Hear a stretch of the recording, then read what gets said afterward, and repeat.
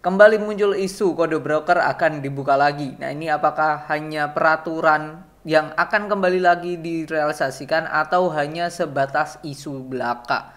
Nah, ini saya akan ulas beritanya dan bagaimana view saya menanggapi berita yang ada ini. Oke, simak video ini sampai selesai tentang isu yang mana kode broker akan dibuka lagi. Check this out. Sekarang bisa join grup belajar investasi saham. Bisa dengan bikin akun Mirai deposit 10 juta atau membayar 400.000 untuk selamanya. Gimana caranya? Link ada di deskripsi. Info lebih lanjut bisa hubungi ke DM Instagram kita. Rabu 15 November 2023 jam setengah 9 malam, dan saya take video ini tanggal 16 November. Ini berita dari market.business.com di mana pembukaan kembali kode broker dipercaya dorong nilai transaksi bursa.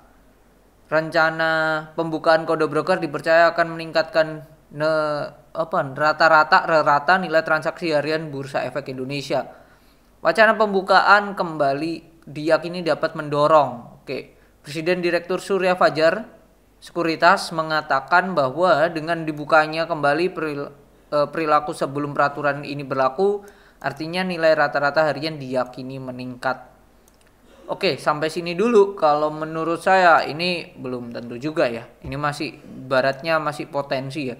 Secara transaksi pastinya market lebih ramai karena pemain yang ada khususnya retail bisa melihat arah pergerakan saham yang di-drive oleh beberapa broker besar, dan pasti transaksinya bisa lebih besar.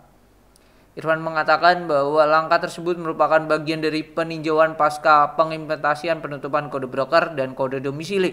Meski demikian, dia memastikan bahwa implementasian hasil survei tersebut tidak akan dilakukan pada tahun ini.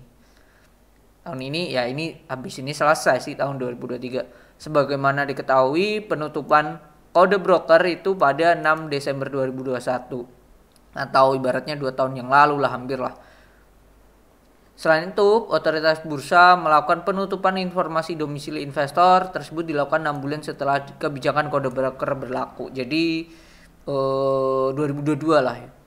Hasilnya penutupan kode broker tidak dapat lagi melihat AB atau anggota bursa yang mentransaksikan saham tersebut. Jadi dulu, nah ini mungkin FYI aja ya, for your information buat mas mbak sekalian yang belum terjun di dunia market sebelum kode brokernya ditutup. Dulu ini kalau running trade di sini, nah ini kan aplikasi di Indo Premier ya. Ini hanya abu-abu kiri atau abu-abu kanan. Dulu ini ada kode brokernya. Kode broker dan juga domisilinya F dan D. F itu foreign, D itu domestik. Nah, ini nggak ada ya. Seperti contoh kayak gini nih. Kalau ini kondisi sudah tutup market di malam hari, ini bisa nih. Contoh ini ASA. Nah, tampilannya murni persis kayak gini. Ini cuman kan munculnya sekarang itu kan kondisi sudah market sudah tutup. Nah, dulu itu tampilan kode broker ini bisa terlihat ya saat left trade kayak gini, ini bisa banget. Jadi kalau misal ada yang distribusi, ada yang ngehaki banyak banget, broker ini gitu dan lain-lain. Nah, ini dulunya bisa, dan ini muncul dari pernyataan dari Presiden Direktur ya, Stephen Feng dari Surya Fajar Sekuritas. Menurut saya ini kita lihat dulu deh IHSG-nya seperti apa. IHSG kita bandingkan dengan volumenya saat perdagangan kode broker ditutup, itu kan Desember 2021. Jadi di sini volumenya sekian. Kisaran 22.000. Setelah itu Maret ini naik juga kok. September 2022 ini bahkan naik juga volumenya. Dan sekarang ke posisi masih di 16. Ini memang transaksinya dari menipis. Tapi di awal 2022 ini menunjukkan bahwa 2022 ini kondisinya sempat naik lagi. Ini menunjukkan memang bukan karena kode broker. Kita di Agustus ini bisa kok transaksinya di atas. Padahal kode broker sudah ditutup gitu. Jadi alasannya ini bukan karena kode broker sih, tapi nantinya dengan adanya kode broker dibuka lagi, tidak menutup kemungkinan akan lebih ramai lagi. Itu ada, tidak menutup kemungkinan, potensi itu ada. Cuman yang kita perlu cermatin lagi adalah kenapa transaksinya turun. Kita lihat ya, sejak kondisi asing sejak Juli deh. Sejak Juli sampai kemarin Oktober akhir, itu asingnya keluar apa masuk? Nah, asingnya masuk tuh 25 triliun, keluarnya 54 triliun asingnya ya. Ini menunjukkan memang marketnya ini lesu dan lain-lain ya. Salah satu alasannya ya banyak investor asing yang cabut dulu dari bursa kita. Ini range di Juli sampai Oktober. Agustus, September, Oktober, 3 bulan. 3 bulan ini menunjukkan sudah keluar hampir 25 triliun. Kenapa kok mereka keluar? Ya ini dari kondisi makroekonomi juga.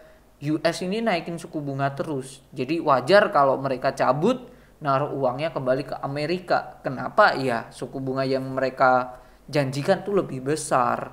Jadi itu sih yang saya melihat ya, kenapa kok harga saham transaksi harian kita makin turun. Kalau saya melihatnya itu sih, bukan karena ini dari kode broker. Kalau saya melihat itu, cuman nantinya kalau hal ini terjadi, ini akan menjadi hal yang sentimen positif sih. Mungkin saya melihatnya seperti itu. Mungkin itu sih view saya sih. Jadi dengan adanya nantinya kedepannya kenaikan kode broker, pembukaan kode broker, tidak semata-mata langsung membuat harga sahamnya atau transaksi harinya makin ramai. Tapi potensi itu ada. Nah, cuman kita juga menelaah lagi di mana kondisi makronya seperti apa.